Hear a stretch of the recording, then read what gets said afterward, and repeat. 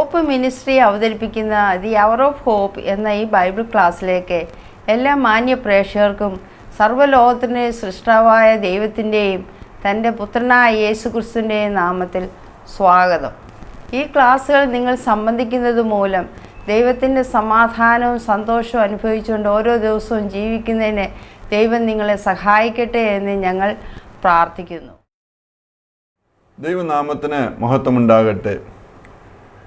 The hour of hope എന്നുള്ള ഈ Bible ക്ലാസ്സിൽ വീണ്ടും നിങ്ങൾ സംബന്ധിക്കുന്നു എന്നതോർത്ത് ഞാൻ ദൈവത്തെ സ്തുതിക്കുന്നു.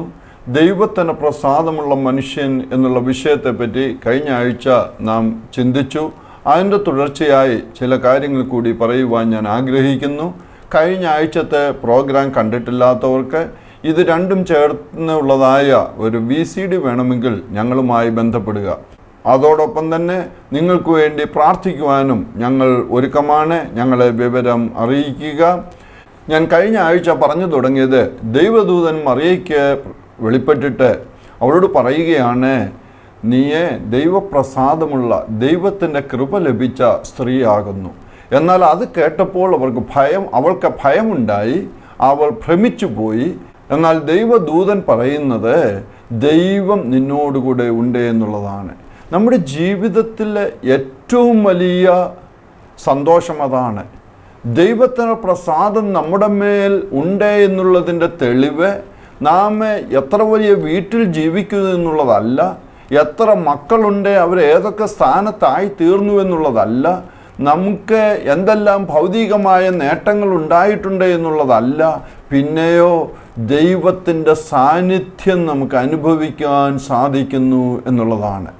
ജീവിതത്തിൻ്റെ ഏത് നിലയിലായാലും എത്ര ഉന്നതന്മാരായി തീർന്നാലും ദൈവ സാന്നിധ്യമില്ലാത്തവർ സമാധാനമില്ലാത്തവരായി നിരാശരായി പരിഭ്രാന്തരായി കഴിയുമ്പോൾ വെറും ചെറ്റക്കുടലിൽ താമസിക്കുന്ന വ്യക്തിക്ക് പോലും സമാധാനത്തോടുകൂടെ ജീവിക്കുവാൻ സാധിക്കും എപ്പോൾ ദൈവത്തിൻ്റെ സാന്നിധ്യം അനുഭവിക്കുമ്പോൾ. അങ്ങനെയാണ് ദൈവത്തിൻ്റെ പ്രസാദം ഉണ്ട് എന്നുള്ളതിൻ്റെ ഒരു തെളിവ് നമുക്ക് ലഭിക്കുന്നത്. ഇന്ന് ആ വിഷയത്തിൻ്റെ തുടർച്ചയായി സംസാരിക്കുന്നതിന് വേണ്ടി സെഫന്യാവിൻ്റെ പുസ്തകം 3-ാം അധ്യായം 17-ാം വാക്യം വായിക്കുവാൻ ഞാൻ ആഗ്രഹിക്കുന്നു. പഴയ നിയമത്തിൻ്റെ ഒടുക്കത്തെ ഭാഗത്തിലാണ് ഇത് കാണുന്നത്. നിങ്ങൾ എന്നോടുകൂടി ഇത് എടുത്ത് വായിക്കുവാൻ ശ്രമിക്കുന്നുവെങ്കിൽ സാധാരണ മലയാളം ബൈബിളിൽ 888-ാമത്തെ പേജിൽ ഇത് കാണുവാൻ സാധിക്കും. ഇവിടെ സെഫന്യാ പ്രവാചകൻ എഴുതിയിരിക്കുകയാണ്, നിന്റെ ദൈവമായ യഹോവ രക്ഷിക്കുന്ന വീരനായി നിന്റെ മധ്യേ ഇരിക്കുന്നു. അവൻ നിന്നിൽ അത്യന്തം സന്തോഷിക്കും. തൻ്റെ സ്നേഹത്തിൽ അവൻ മിണ്ടാതിരിക്കുന്നു. ഘോഷത്തോടെ അവൻ നിങ്കൽ ആനന്ദിക്കും. ഞാനിത് ചില വർഷങ്ങൾക്ക് മുമ്പ് ഈ വാക്യം പഠിച്ചപ്പോൾ എൻ്റെ ഹൃദയം വളരെയേറെ സന്തോഷിച്ചു. പുതിയ നിയമത്തിലെ ഫിലിപ്പി ലേഖനത്തിലൊക്കെ പറയുന്നുണ്ട്, നാം ദൈവത്തിൽ സന്തോഷിക്കണമെന്ന്, ക്രിസ്തുവിൽ സന്തോഷിക്കുക എന്നുള്ളത് പൗലോസ് വീണ്ടും വീണ്ടും പറഞ്ഞിരിക്കുന്നതായ ഒരു സംഗതിയാണ്. അപ്പോൾ ഞാൻ ദൈവത്തിൽ സന്തോഷിക്കണമെന്നുള്ളത് ഒരു കടമയായി, അതെൻ്റെ ഒരു പദവിയായി ഞാൻ കണക്കാക്കി. എന്നാൽ ഈ വാക്യം പഠിച്ചപ്പോൾ, ഈ വാക്യം എൻ്റെ ചിന്തയിലേക്ക് കടന്നു വന്നപ്പോൾ ഞാൻ മനസ്സിലാക്കിയ ഒരു സംഗതി, ഞാൻ ദൈവത്തിൽ സന്തോഷിക്കുന്നത് പോലെ തന്നെ ദൈവം എന്നിലും സന്തോഷിക്കുന്നു. ഇവിടെ പറഞ്ഞിരിക്കുന്ന കാര്യങ്ങൾ നമുക്ക് ഒരിക്കൽ കൂടി ശ്രദ്ധിക്കാം. നിന്റെ ദൈവമായ യഹോവ രക്ഷിക്കുന്ന വീരനായി നിന്റെ മധ്യേ ഇരിക്കുന്നു. യഹോവ നിന്റെ മധ്യേ ഇരിക്കുന്നു. ഞാൻ ആദ്യം പറഞ്ഞു തുടങ്ങിയത് യഹോവയുടെ സാന്നിധ്യം നിന്നോടുകൂടെയുണ്ട്. അങ്ങനെ ഉള്ളപ്പോൾ, ദൈവം നമ്മോടുകൂടെ ഉള്ളപ്പോൾ, ദൈവം നമ്മെ കാണുന്നത് കൊണ്ട്, ദൈവം നമ്മുടെ നിലകളെ അറിയുന്നത് കൊണ്ട് എന്താണ് സംഭവിക്കുന്നത്? 3 കാര്യങ്ങൾ പറഞ്ഞിരിക്കുന്നു. അവൻ നിന്നിൽ അത്യന്തം സന്തോഷിക്കും. ചെറിയ നിലയിലൊന്നുമല്ല, കുറച്ചൊന്നുമല്ല. ഈ മനുഷ്യനെ നോക്കിക്കൊണ്ട്, ജീവിതത്തിൻ്റെ പ്രതിസന്ധികളിലൂടെ കടന്നു പോകുന്ന വ്യക്തികളെ നോക്കിക്കൊണ്ട് ദൈവത്തിൻ്റെ ഹൃദയത്തിൽ ഒരു സന്തോഷമുണ്ടാകുന്നു. അടുത്തതായി പറയുന്നത്, തൻ്റെ സ്നേഹത്തിൽ അവൻ മിണ്ടാതിരിക്കുന്നു. അവൻ തൻ്റെ സ്നേഹം മൂലം ക്വയറ്റായിട്ട് തരുന്നു. ചിലപ്പോൾ നമ്മൾ നമ്മുടെ മക്കളോടുള്ള സ്നേഹം മൂലം അവർ ചെയ്യുന്നതൊക്കെ കണ്ടിട്ട് അവരുടെ കളിയും അവരുടെ ഉല്ലാസവും അവരുടെ സന്തോഷവും ചിലപ്പോൾ അവരുടെ കുസൃതിത്തരവും കണ്ടിട്ട് നമ്മൾ മിണ്ടാതിരിക്കും. അതുപോലെ തന്നെ ദൈവം ചിലപ്പോഴേ നമ്മളെ നോക്കിയിട്ട് അവൻ സന്തോഷത്തിൽ വളരെയേറെ വർദ്ധിച്ചു വരികയും തനിക്ക് നമ്മോടുള്ള സ്നേഹം അത് വളരെയേറെയായി തീരുകയും ചെയ്യുമ്പോഴേ ഒന്നും പറയാതെ കുറേ നേരം ഇരിക്കും. നമുക്ക് പലപ്പോഴും ആഗ്രഹം എപ്പോഴും ഇങ്ങനെ സംസാരിച്ചു കൊണ്ടിരിക്കണമെന്നുള്ളതാണ്. എന്നാൽ ചില സന്ദർഭങ്ങളിൽ ദൈവത്തിൻ്റെ ഹൃദയത്തിൽ സന്തോഷമുണ്ടാകുമ്പോൾ, ദൈവത്തിൻ്റെ ഹൃദയത്തിൽ സ്നേഹം വർദ്ധിച്ചു വരുമ്പോൾ ചിലപ്പോൾ അവൻ മിണ്ടാതിരിക്കും. മൂന്നാമത് കാണുന്നത് ഘോഷത്തോടെ അവൻ നിങ്കൽ ആനന്ദിക്കും. മലയാളത്തിൽ ഇവിടെ പറയുന്നത് ഘോഷത്തോടെ എന്ന് പറയുന്നു. ഞാൻ വേദപുസ്തകം പഠിക്കുന്നതിനെ പറ്റി ഒരു പാഠം കൂടെ ഇതിനോട് ചേർന്ന് പറയട്ടെ. വിശുദ്ധ ബൈബിൾ പഴയ നിയമം എബ്രായ ഭാഷയിലും പുതിയ നിയമം ഗ്രീക്ക് ഭാഷയിലുമാണ് എഴുതിയിരിക്കുന്നത്. നമ്മൾ അധികം പേർക്കും വചനം പഠിക്കണമെന്ന് താല്പര്യം ഉണ്ടെങ്കിൽ പോലും ഈ ഗ്രീക്കും എബ്രായ ഭാഷയും ഒന്നും നമുക്കറിഞ്ഞുകൂടാ. ഞാനും ഇതിലൊന്നും വലിയ പണ്ഡിതനൊന്നുമല്ല. എന്നാൽ ഇക്കാലത്ത് എല്ലാവർക്കും ഇംഗ്ലീഷ് അറിയാവുന്നത് കൊണ്ട് മലയാളത്തിൽ ഏതെങ്കിലും ഒരു വേദഭാഗം എടുത്ത് വായിക്കുന്നതിനോടൊപ്പം തന്നെ ഇംഗ്ലീഷിൽ പല തർജ്ജിമകളിൽ അത് വായിക്കുന്നത് നന്നായിരിക്കും. ഞാൻ അങ്ങനെയാണ് പ്രധാനമായിട്ടും പഠിക്കുന്നത്. ഇന്ന് കമ്പ്യൂട്ടറിൽ ഒക്കെയുള്ള കാലത്ത് CD-യിലൊക്കെ പല വേർഷൻസ് കിട്ടും. നമുക്ക് പാരലൽ എഡിഷൻസ് കിട്ടും. ഒരേ സമയത്ത് തന്നെ 3, 4, 8, 10 തർജ്ജമകൾ ഒരുമിച്ചിരുന്ന് വായിക്കുവാൻ സാധിക്കും. അത് നമ്മെ പഠിക്കുവാൻ വളരെയേറെ സഹായിക്കുന്നതായ ഒരു സംഗതിയാണ്. ഇവിടെ പറഞ്ഞിരിക്കുന്നതായ ഈ വാക്യം ഇതാണ്. നമ്മൾ മലയാളത്തിൽ പറയുന്ന ഘോഷത്തോടെ അവൻ നിങ്ങൾ ആനന്ദിക്കും. എന്നാൽ ഇംഗ്ലീഷിൽ കാണുന്നത് അവൻ പാട്ടോടുകൂടെ നിന്നിൽ ആനന്ദിക്കും. ഞാൻ എൻ്റെ ഭാവനയിൽ കാണുകയാണ്, വേദപുസ്തകത്തിൽ എഴുതിയിട്ടുള്ളതല്ല എങ്കിലും എൻ്റെ ഭാവനയിൽ കാണുകയാണ്, ദൈവം ചില സമയത്ത് ഒരു ചെറിയ പാട്ട് പാടുന്ന സമയത്ത് ദൂതന്മാരൊക്കെ വന്ന് ചോദിക്കും, ഇന്ന് നീ എന്താ ഇത്ര വലിയ പാട്ട് പാടുന്നതെന്ന് ചോദിക്കുമ്പോൾ ദൈവത്തിന് ഉത്തരം പറയുവാനുള്ളത് ചിലപ്പോൾ നിങ്ങളുടെ പേരായിരിക്കും പറയുവാനുള്ളത്. അങ്കമാലിയിലുള്ള ഇന്ന മനുഷ്യൻ, അവനെപ്പറ്റി ഓർത്തപ്പോൾ എൻ്റെ ഹൃദയം അങ്ങ് സന്തോഷത്താൽ നിറഞ്ഞു. അല്ലെങ്കിൽ ഇടുക്കി ജില്ലയിലുള്ളതായ ഈ പെൺകുട്ടി കടന്നു പോകുന്നതായ അവളുടെ വിചാരം അവളെ സഹായിക്കാനോ അവളെപ്പറ്റി കരുതാനോ ആരുമില്ല എന്നാണ്. എന്നാൽ ഇന്ന് അവളെപ്പറ്റി ചിന്തിച്ചപ്പോൾ എൻ്റെ ഹൃദയം വളരെയേറെ സന്തോഷമുണ്ടായി.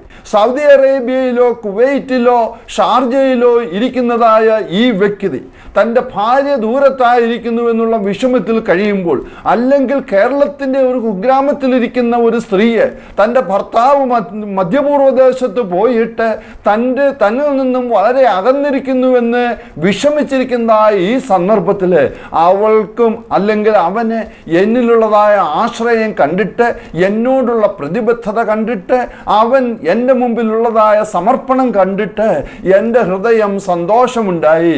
അതുകൊണ്ട് ഞാനൊരു പാട്ട് പാടുകയാകുന്നുവെന്ന്.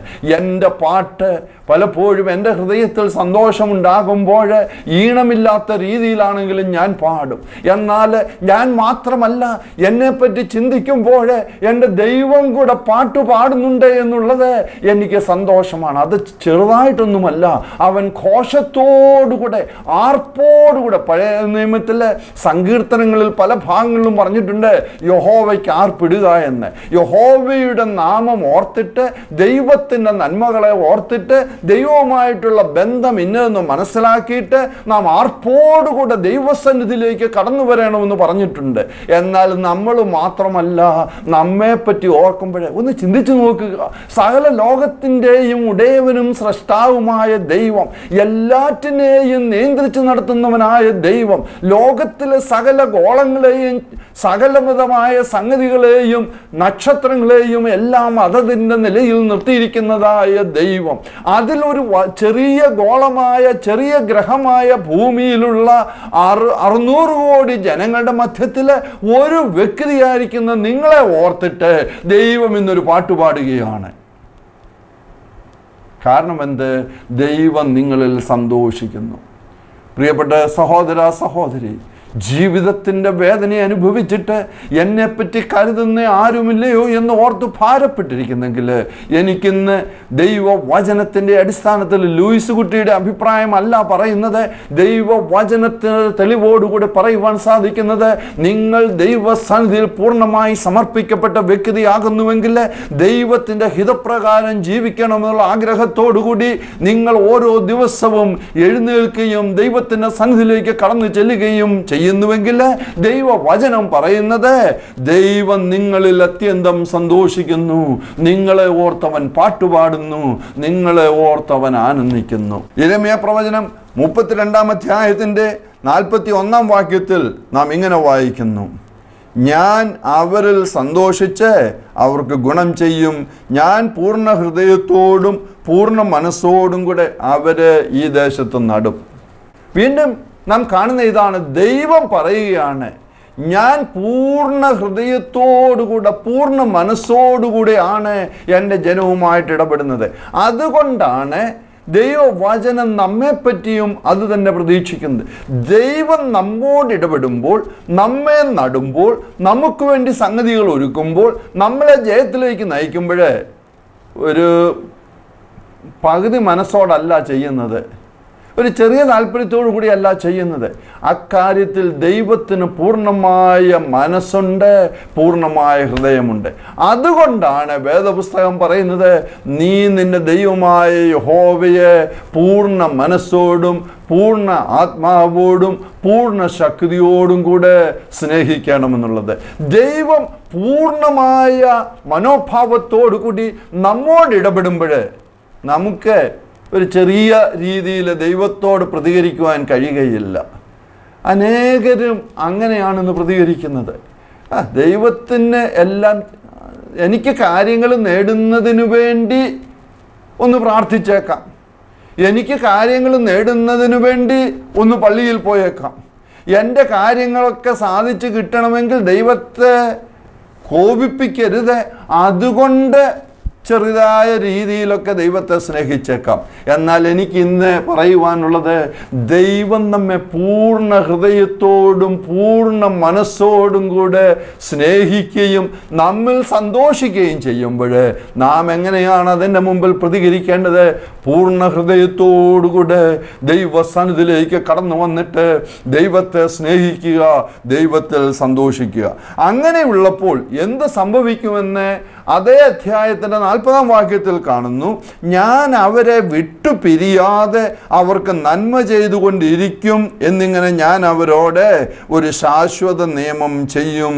അവർ എന്നെ വിട്ടുമാറാതെ ഇരിപ്പാൻ എങ്കിലുള്ള ഭക്തി ഞാൻ അവരുടെ ഹൃദയത്തിലാക്കും. ദൈവത്തിന് നമ്മോട് പ്രസാദം തോന്നുന്നതിൻ്റെ ഫലമായി, ദൈവം നമ്മിൽ സന്തോഷിക്കുന്നതിൻ്റെ ഫലമായി, പൂർണ്ണ ഹൃദയത്തോടുകൂടെ നമ്മിൽ സന്തോഷിക്കുന്നതിൻ്റെ ഫലമായി എന്ത് സംഭവിക്കും? അവൻ നമ്മെ വിട്ടുപിരികയില്ല, നാം അവനെയും വിട്ടുപിരിയരുത്. നാം ഓരോരുത്തരും ഓർക്കേണ്ട സംഗതി ഇതാണ്. ദൈവത്തെ വിട്ടുപിരിയാതെ ദൈവവുമായിട്ട് അഭേദ്യമായ ഒരു ബന്ധം സ്ഥാപിച്ചുകൊണ്ട് എപ്പോഴും ദൈവ സാന്നിധ്യത്തിൽ ജീവിക്കുവാനുള്ള ഒരുക്കം നമുക്ക് ഉണ്ടായിരിക്കണം. ഇതാണ് ദൈവത്തിൻ്റെ പ്രസാദം നമ്മുടെ മേലുണ്ട് എന്ന് നാം മനസ്സിലാക്കി കഴിയുമ്പോൾ നമ്മുടെ പ്രതികരണം എന്തായിരിക്കണം? ചില കാര്യങ്ങൾ കൂടെ ഞാൻ പറയട്ടെ. സഫന്യാവിൻ്റെ പുസ്തകത്തിൽ നിന്ന് 3-ാം അധ്യായം 17-ാം വാക്യം നാം നേരത്തെ വായിച്ചു. അതിൻ്റെ 14-ാം വാക്യത്തിൽ കാണുന്നത്, സിയോൻ പുത്രിയെ ഘോഷിച്ചാനന്ദിക്കാം, ഇസ്രയേലേ ആർപ്പിടുക, യെരൂശലേം പുത്രിയെ പൂർണ്ണ ഹൃദയത്തോടെ സന്തോഷിച്ച് ഉല്ലസിക്കുക. ദൈവം നമ്മിൽ സന്തോഷിക്കുന്നു. അതുകൊണ്ട് നാം എന്ത് ചെയ്യണം? ഒന്ന്, നാം ഘോഷിച്ച് ആനന്ദിക്കണം, നാം ആർപ്പിടണം, നാം പൂർണ്ണ ഹൃദയത്തോടെ സന്തോഷിച്ചുല്ലസിക്കണം. ചുറ്റുപാടുകളുടെ സമ്മർദ്ദത്തിൽ വേദന അനുഭവിച്ചിരിക്കുന്ന പ്രിയ യുവാവേ, ഇന്ന് ദൈവവചനം പറയുകയാണ്, ദൈവം നിന്നിൽ സന്തോഷിക്കുന്നു. എന്നാൽ നീ ദൈവത്തിൽ സന്തോഷിക്കാൻ തുടങ്ങണം.